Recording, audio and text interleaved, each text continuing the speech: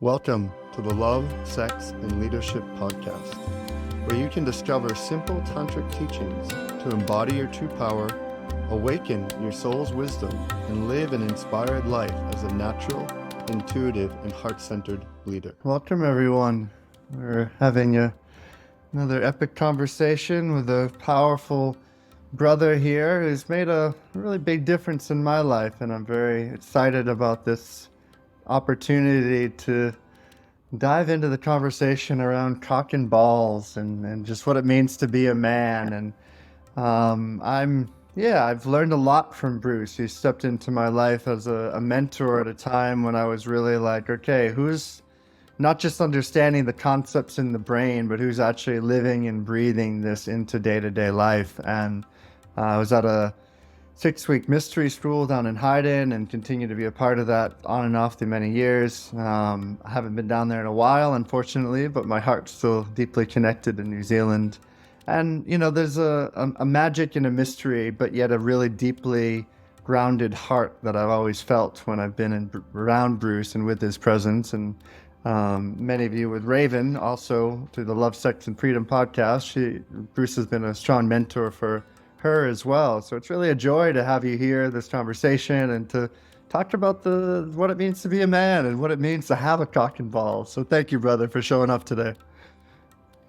Yeah, well, it's always fun to have a chance to drop in with you, and congratulations on your new book coming out. And I love the focus on embodiment. And you know, cock and balls is a little bit provocative, but it's about what actually it means at the bottom line to be in a male body and to carry those mysteries. And somehow I think because the patriarchy's been strong for the last few thousand years, men kind of just assume they know what it is to have phallic power or to be in touch with their balls. But unfortunately, I think men are more disconnected than women are in some ways, because women have the womb mysteries and the red tent mysteries, and because they know that their mysteries have been like disenfranchised in the world, that they've gone after them and they've claimed them.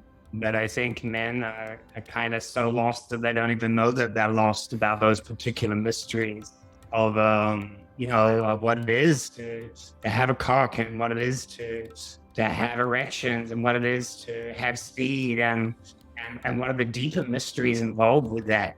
So, I think part of really landing in a male body is coming to terms with the things that we don't know, and seeking to deeply uncover again those mysteries. Yeah, and that mystery, you know, I feel like is part of, for me, where a big journey has been to, like, I knew my phallic power. I loved having sex as a young man. I loved, penetrating.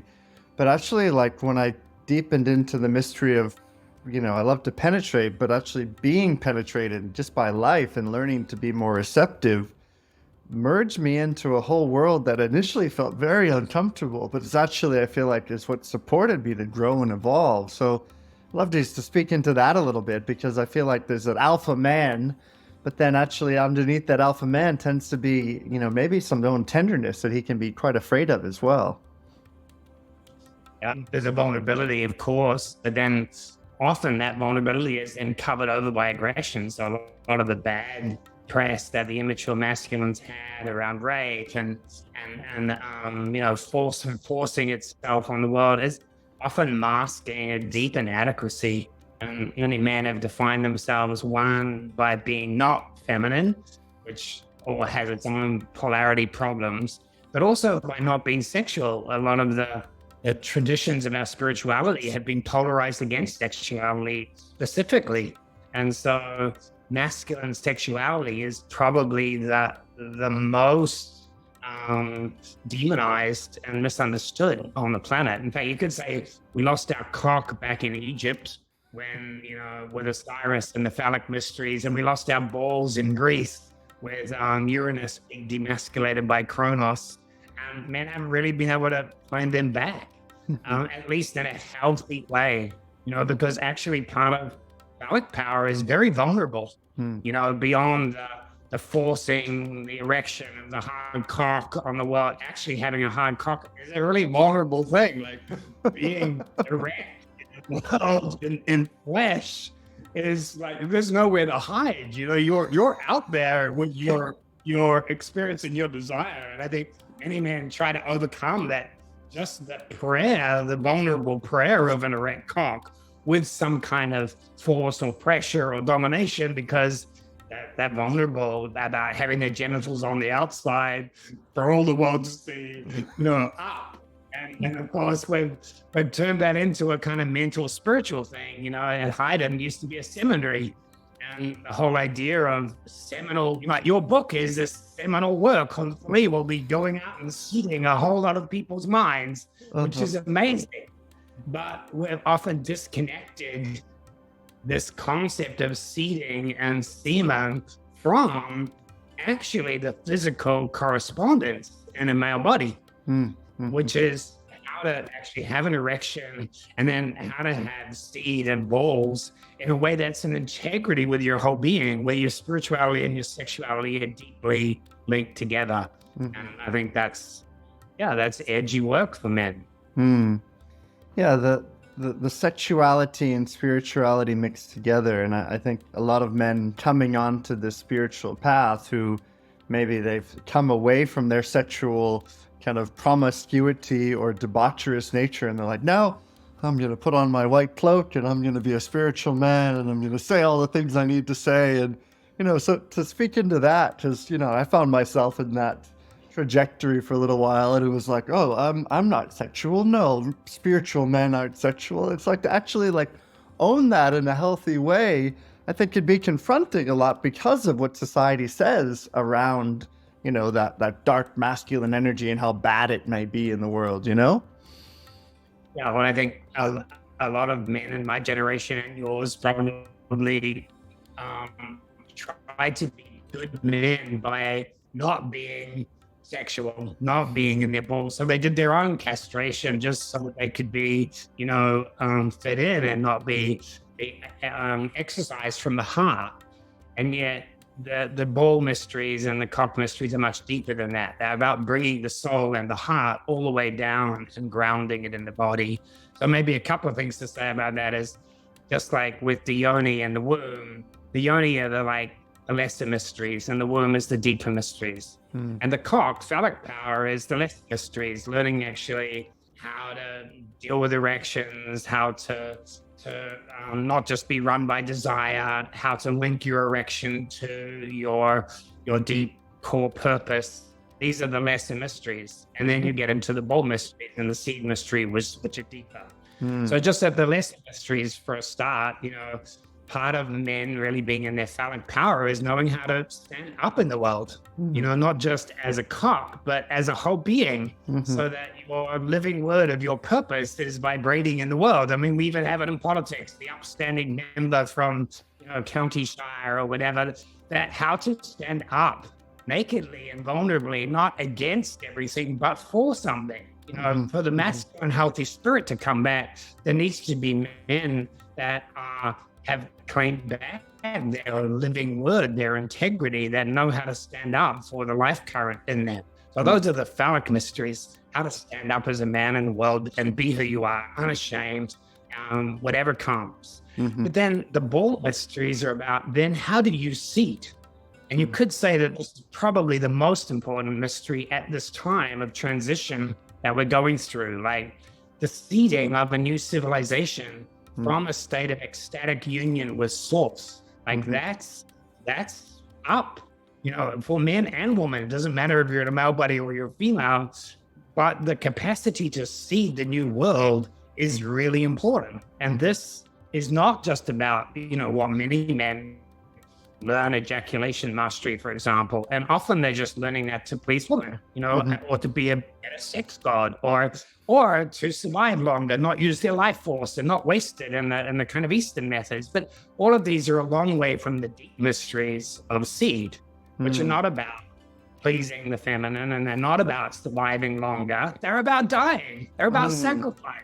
You know, when you ejaculate, a part of you dies. A part of you is given, like salmon going up a river to the next generation. how do you seed? How do you bring your life and the stand that you make in the world and give it in such a way that enriches the generations to come and helps create them? So that mystery of holding seed, of what seed is and how to put it into the world in such a way that is life-giving and life-affirming is, I think a particular masculine mystery that's been lost. Mm-hmm. Mm-hmm. Yeah, I love the context you put to the phallic one really being the first and the balls being the deeper level. And I think a lot of men can get lost in, women have so much of their own mystery and in their yoni and that stuff. But actually moving into what's alive in to know a man's seed and to actually have a healthy relationship with that, it's been a really big shift for me. I was used to, blowing the seed in a condom and putting it in the trash and there it goes. It's like, but what really is this creative substance that's come through me, and can I utilize this elixir that's come from my body in a way to give it back to the earth or to really honor its creative potential is really what I hear you saying. And I know that shift in my own psyche has made a shift in terms of how I am with my body with this cock and balls that's in between my legs. And I think a lot of men, we don't have that education. It's not like, so young boy, there's a mystery in between your legs and there's a seed that, it just doesn't happen. Who's going to initiate us in a world of initiated men, and so, boys get together and try to share the best wisdom that they have. But, like I said before, men are so lost in this area that they don't even know that they're lost. Or if they do think they're lost, they pretend they're not lost because they want to promote this sense of, of knowing the answer. Mm-hmm. The other thing that I want to say about seed is that, part of bringing down the deep soul mysteries into the body is that there's an integration between our animal biological life and our soul. And these two don't have to be split. They can be deeply harmonious. Mm-hmm. But we need to understand that when we're dealing with our biology, we have this thing on the planet called sperm wars. So right whales have testicles that weigh 1 ton because the female of the species is highly promiscuous and the masculine has to water blast out all of the sperm of other competing right whales in order to make sure that it's got a genetic chance. And so what's hidden in the unconsciousness of men, you could say the last few thousand years, is pretty well sperm wars. It's like this need for the masculine, this insecurity that means he's in deep competition often with other men. And that's been transferred from sperm to ideas, copyright, and, laws around, who controls information. And all of this is a deep, fear and control that is possessed the masculine spirit in the world that's so competitive, and it lies behind our biology. But if the soul can come down to that part of our biology and dance with the animals so that healthy wildness in our biological spirit is married with our hearts and with love and with deep consciousness, now we kind of unpack the mysteries of the sperm wars and replace them with a different kind of kingship, which is not everybody with their own little piece of the earth fighting every other king on their patch, whether it's your backyard or whether it's a country. But actually, as men, we meet in the core of the earth as Aquarian kings with the whole earth shared, where our seed is recognized as one seed, just like women have one womb, that starts to vibrate when women come together, that when men understand that their seed is part of one thing, and that we're all here for this beautiful being called the earth to seed a new civilization, then the inherent subtle and not so subtle competition between the immature males of the species starts to be eased. I think that's the hope of the reconciliation of the sperm wars, by getting underneath them into the deep mysteries of the walls. Yeah, what I really hear you saying is a total reframing of how men relate to each other, and a reframing from this place of I need to have power over you so that I know my own worth and validation, to rather Can we share power together? Can we actually seed power together in a way where we recognize our own unique genius and our own, flavor that we bring in, but actually there's a dancing that happens that births something that maybe no individual king himself can do, but the trajectory of that community place where we're just celebrating all of our own uniqueness into a way where we know our seed, we know our power, and we say, hey, I'm here for the place, what I often hear from you, a place of where love gets to birth. Yeah, and I think on a mental level, if we got past adversarial politics, which is all about, one side being right and the other side being wrong, if men learned how to receive each other, not just in the body, which gives them a biological vibration, shamanic sense, but in their hearts and their minds, if they were receptive to each other's seed, that means they would listen to each other. Instead of being like, I'm a dickhead that wants to mind fuck everybody, we call that politics, but actually had a process where men listened to each other and honored each other's thoughts and heart and help create a deep sense of synergy from everybody's different ideas, instead of someone wanting to have the one answer or the one solution for everybody. So this is, women have been done with this for a long time, but men are also now being done with it. They've been done with the effort that requires to be a man alone in a unsupported world, and the longing for brotherhood, the longing for sharing this journey and to come together in a deep and embodied place and heart with each other is a deep thirst that and I know. Like, it is probably one thing that I see in the world when I go out, and personally I'm kind of tired of men's work and done that in my world, and I'm focused on other things. But if there's one thing that I see in the world most wherever I travel, is this longing amongst men for the mysteries to be open and for them to come out of their isolation, to come out of their hidden vulnerability, and to fall in together to a new sense of brotherhood with each other. It's like, it's so the thirst is so strong that my heart feels it just about everywhere I go. And so that's why I'm also glad that you're doing the work that you're doing, and that you're writing your book and addressing something. It's almost for some men, their woman will buy them the book, and for some men they'll buy it and read it secretly. It's one of the get this idea that they have all the answers. They don't need any help from anyone. It's so good to have that sense of support and help from your brothers. Yeah, it's funny. One of the inspirations in the book cover was you could see the shadow of the men behind. It's those are kind of your brothers that are there. You just need to kind of bring them there to support that brother. And I love you say that, because I know, for myself, I've had my own kind of lone wolf syndrome, and I still find this part of me that's okay, I know intellectually I need to trust others. And that was a big thing I had with you. It's okay, I see you, I love you, but can I really trust this guy?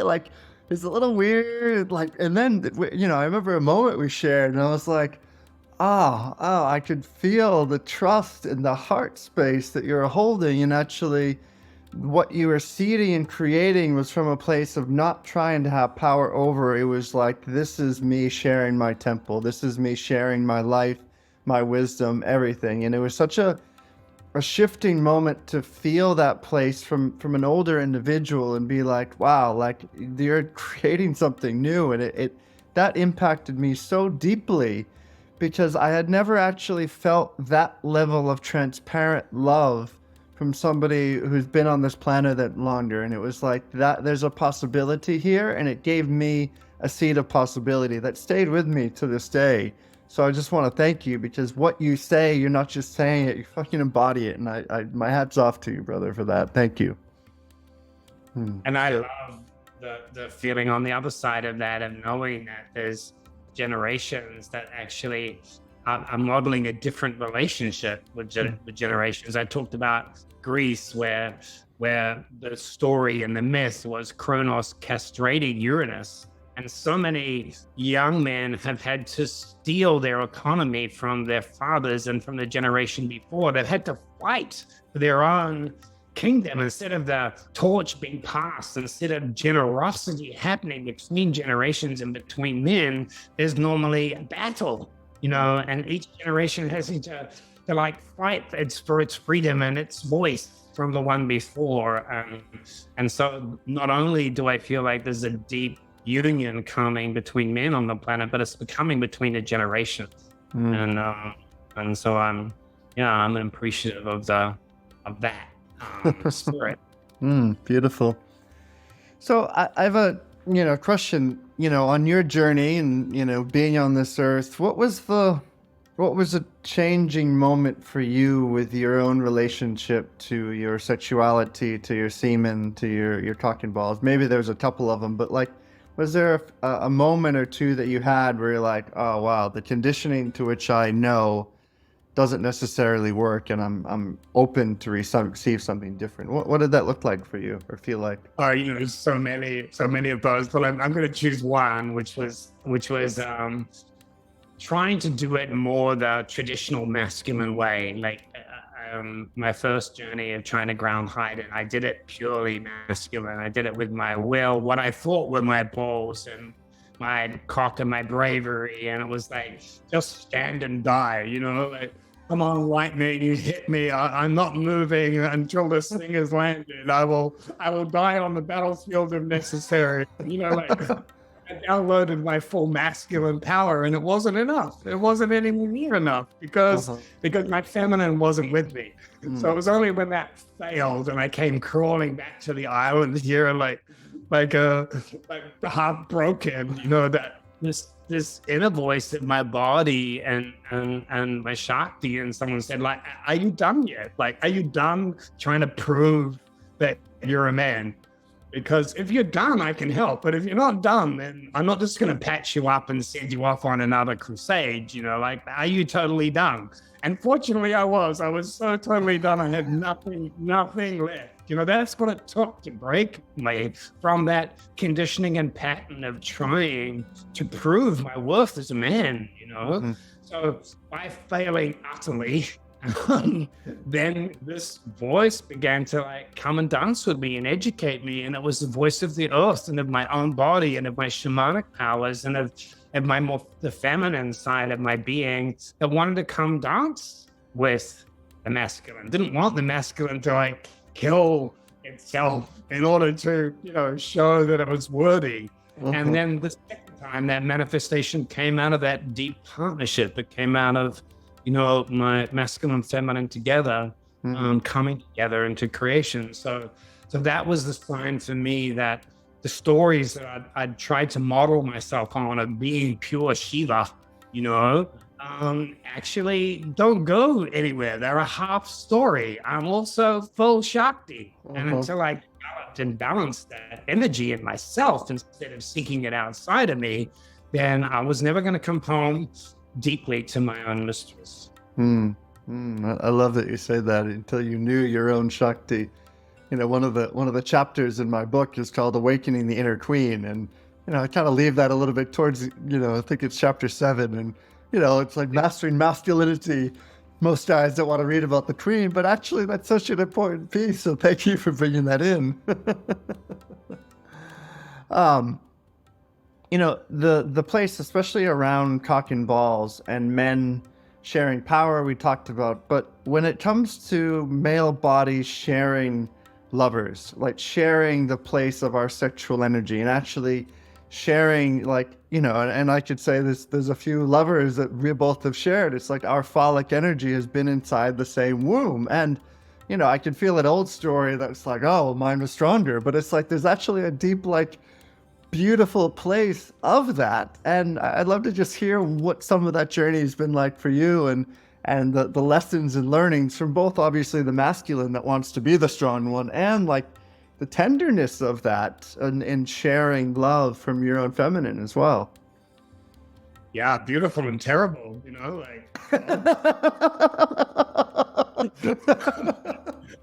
that's the thing. If you want to embody love, and you come down, I mean, and so many people do that in polyamory journeys and so on. They have wonderful ideals, and then the reality of meeting the truth in their animals and the truth in my animal is I'm quite territorial and possessive as an animal. And so I have to have a lot of love in my heart and a lot of consciousness to like hold the beast, hold the part of me that instinctively is territorial.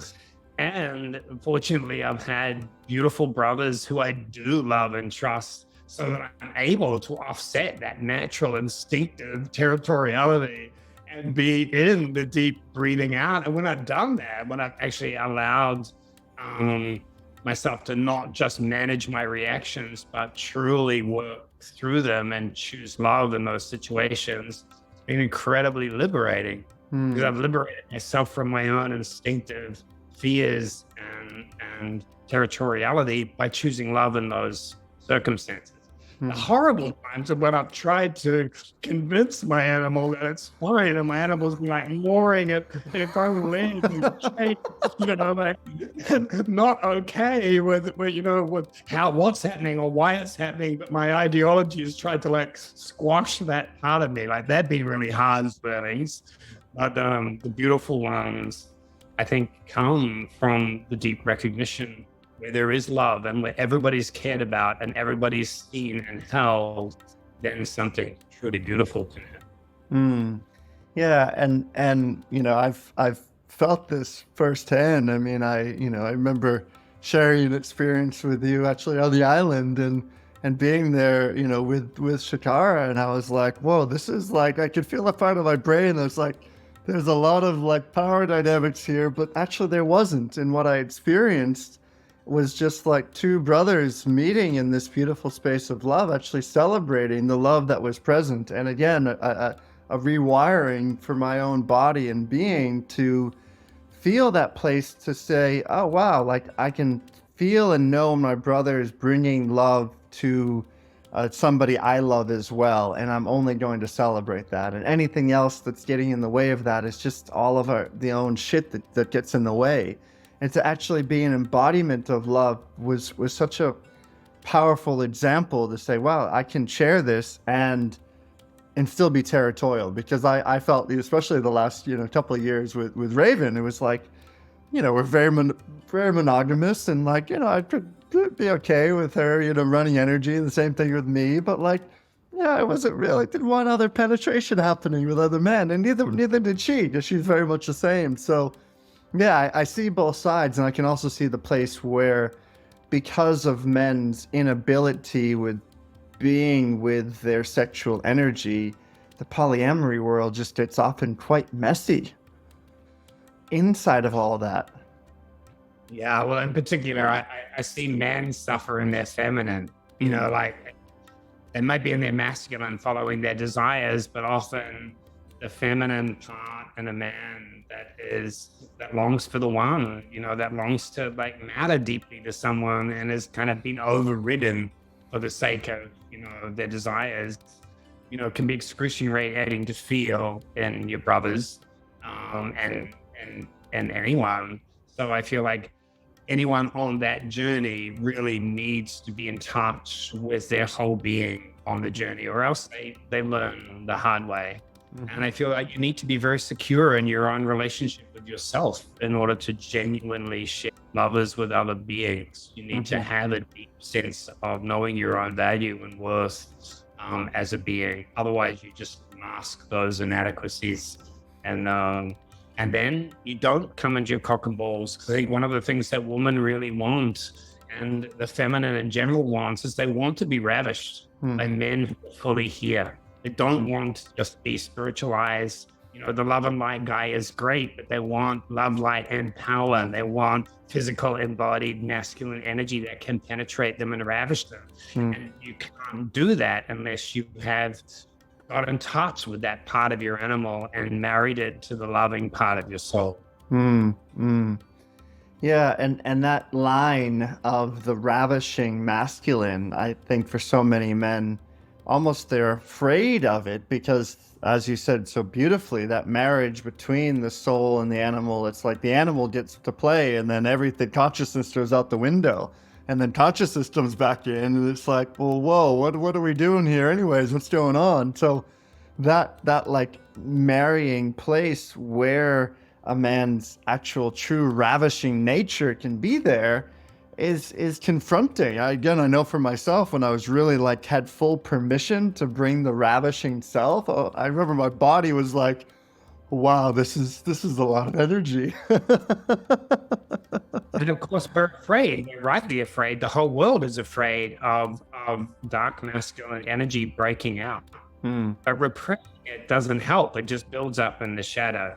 So we're not going to come out with our power fully integrated in one go. Part of the bravery of men doing that exploration with women who are also brave and want to feel their man fully embodied is you're going to screw it up. You know, like you're not always going to be the ideal ravisher. There's going to be times where you cross boundaries and you need to like come back and feel just the healthy shame of that. There are going to be times where you don't move forward when you should because you're afraid of rejection. It's going to be messy, you know, like nobody claiming their power ever had it given to them on a silver platter. Like you've got to earn it. You've got to do the mining work of being willing to integrate your love and power together. And so yeah, hats off to men who make that journey and to the women who accompany them.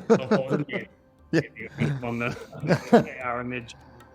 You know, and it reminds me the initiation journey, which I'm running a lot these days, this retreat, which I'm very thankful. Quite a few of the blueprint pieces I received from a beautiful journey I did with you many years back.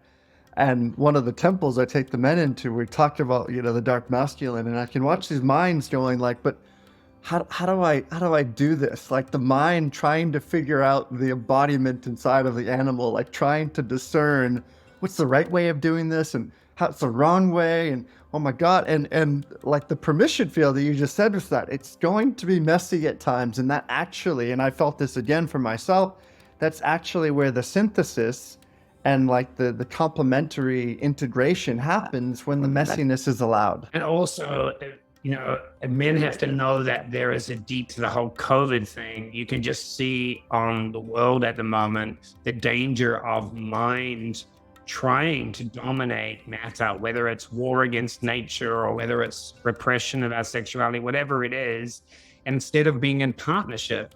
And there's deep wisdom in the body. There's deep wisdom in our eros. There's deep shamanic powers. You don't just get them on an ayahuasca journey. You know, you can get them at any moment, at any day. If your soul has got a deep integration with your body, you can listen to the wisdom of that body. And you don't have to just rely on mind and science for all your answers. There's an integrated wholeness, as you know, that comes from like doing your work.